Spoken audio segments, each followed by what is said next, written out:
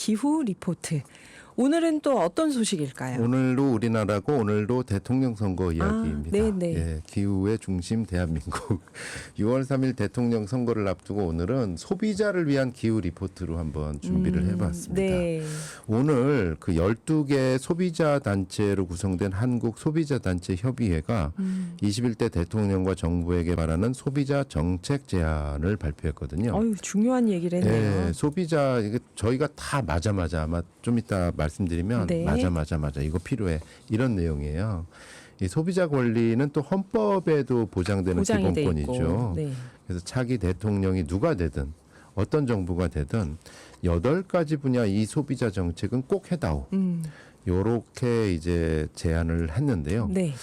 놀라운 것은 8가지니까 이제 많겠죠. 대부분 이렇게 끝납니다. 요런 게 필요함. 요런 게 필요함. 요런 게 필요함. 이렇게 끝나는데 유독 이것만 이게 절실함. 오. 이렇게 끝나는 제안이 있었으니 바로 뭐였을까요? 기후 위기와 관련된 소비자 정책입니다. 아, 네. 그렇게 절실하게 느끼고 있는 거죠, 지금 시민들이. 예, 소비자들이 정말 이건 기후 위기는 소비자한테도 중요한 문제다. 네, 과연 네. 어떤 내용인지 지금부터 말씀을 드릴까 합니다. 우선 소비자 정책 제안 오늘 발표된 표지를 우선 보고서 표지를 보이는 라디오에 공개를 해드립니다. 이 핑크색으로 아주 멋지게 표지가 나와 있고요. 소비자 정책 제안 21대 대통령과 정부에게 바라는 자, 여기서 7번째 제안으로 기후위기가 나오는데 이렇게 써 있습니다. 기후위기, 지속가능한 미래를 위한 전환이 절실하다. 이 어떤 문제점을 지적하냐면 폭염, 한파, 집중호우, 산불 등 기후재앙이 있다. 맞아.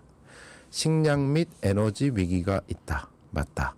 플라스틱 관련 제도에 후퇴가 있다. 이런 문제점을 짚었습니다. 네. 이에 대해서 소비자 단체들은 8가지 제안을 하고 있는데 첫 번째, 식량 자급과 지속 가능한 에너지 전환을 추진하라. 이게 첫 번째입니다. 참고로 농민 단체의 제안이 아니라 소비자 단체의 단체가. 제안입니다. 그만큼 그렇죠. 식량 자급이 중요하고 에너지 전환도 중요하다라는 거고요. 두 번째는 기후재난 대응 역량 강화 및 소비자 안전체계 확립이 필요하다. 세 번째로 주택, 도로 침수, 땅 꺼짐에 대한 공공 및 개인 시설 주변 안전성을 그렇죠. 확보하라. 네 번째로 기후재난 대응 매뉴얼을 구축하라. 다섯 번째로 친환경 제품 생산 및 소비 환경을 조성해 달라. 네. 일곱 번째로 기후 취약계층 보호 정책을 강화해 달라. 여덟 번째로 노 플라스틱 제도화를 하라. 그리고 국제 플라스틱 협약에 참여하라. 이런 내용이었습니다. 네. 이 정도로 소비자들의 의식 수준이 앞서 있는데 이제 답변을 해야겠네요, 대선 후보들이. 예, 저는 정말 이게 또 하나의 대한민국의 희망이다라고 네, 생각을 네. 해요. 이게 예전에 식량 자급하면 그냥 농민들끼리 예. 마치 무슨 농민 이익 때문에 그러는 것처럼.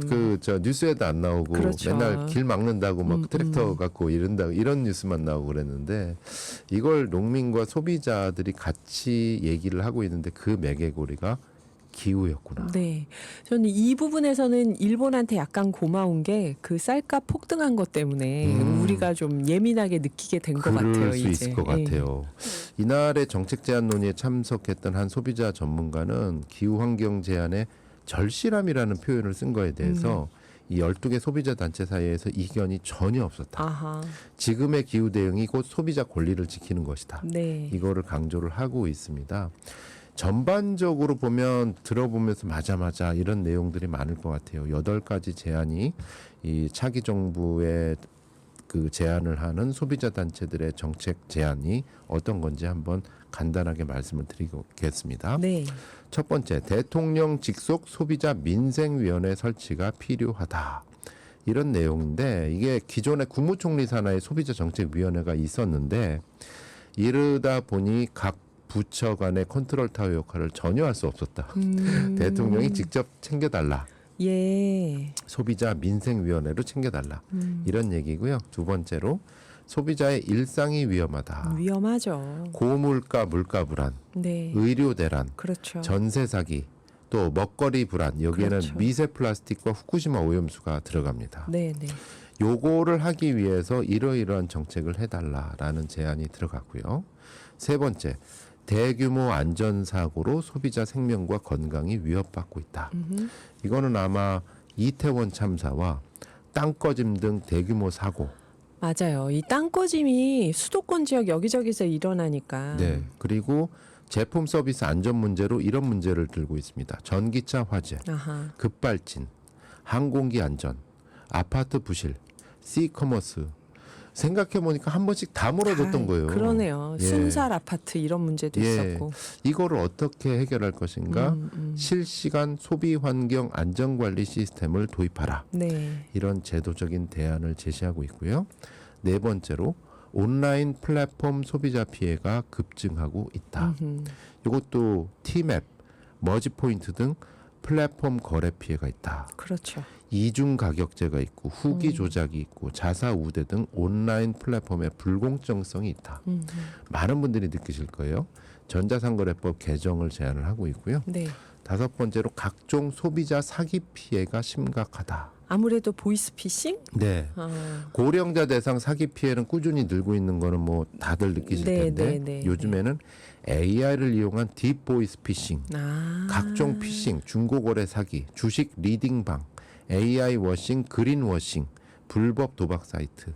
이게 굉장히 소비자 사기 피해가 다양해지고 있기 네. 때문에 경찰청 내 소비자 사기 전담 부서를 설치하는 등 강력한 대응이 필요하다라는 거를 제시를 하고 있고요. 여섯 번째, AI 시대 소비자는 불안하다. 아, 이거 그쵸. 많이 불안하죠. 개인정보 문제, 또 AI 윤리의 문제, 맞아요. 악의적인 조작의 문제. 아이들이 또 어디까지 노출되는지를 모르고 있고 네, 어른들이. 그래서 AI 시대에 맞는 소비자 권리 보장 법제를 마련하라라는 등 체계적인 대안을 제시를 하고 있습니다. 일곱 번째가 기후 위기 전환이었던 것 같고요. 마지막 여덟 번째는 이겁니다. 참 가슴 아픈 얘기인데 네.